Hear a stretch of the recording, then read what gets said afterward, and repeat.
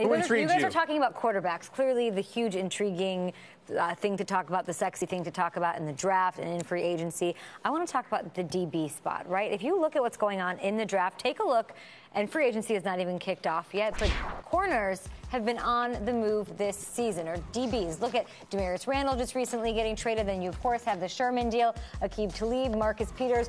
No running back move has been made by anybody, but DB is where it is at. So the one that I find the position that I find most intriguing is DB, and the guy I want to see where he will end up is Malcolm Butler. Okay. Because last time we saw him straight crying on the sidelines, not playing. This is a two-time Super Bowl champ. This is a Super Bowl hero who went from that to crying on the sidelines, not starting or not playing and contributing in a Super Bowl. So you also look at the draft class. There's so much depth. They had their day was amazing with the draft. So between all the free agents and things that are already going on and the guys who are already signed, Richard Sherman not wanting to be out in the market, and this draft class, you find Malcolm in the middle. So where does he go, right? So is it the Lions? Of course, Matty P was asked about him. Of course, they need help. Could you imagine him like with Darius Slay and the damage that they could do together? He says that he feels like he's his son. That's what Matty P had to say about Malcolm Butler. Could he fill Sherman's hole straight up in Seattle? Does he go there? Does he go to San Francisco? Bottom of the barrel defense last year. He and Sherman, they could give duos are hot right now. They could give Talib and Peters a little run for their money for best duo. Could they not? Yeah.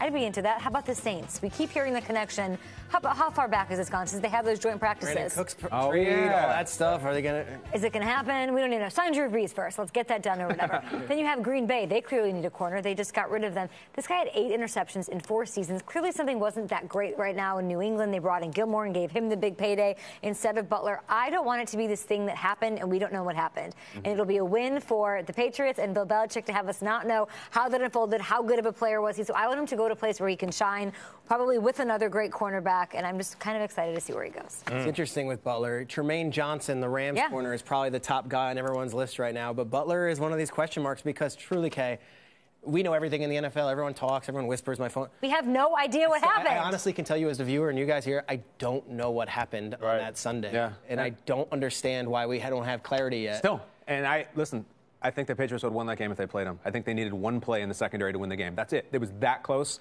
I think they would have won the game. So isn't he going to be and he's been totally mute on social media, has said not a peep out of him. I checked everywhere. So when he signs somewhere, I hope he put out that statement about how he wants to play and contribute. He's going to have that chip on his shoulder that wants to prove that there was nothing really going on, that he's a player who wants to be rewarded for what he can do and what he's already done. There's nothing better than a chip on your shoulder and chips in your pocket. Don't get that monies.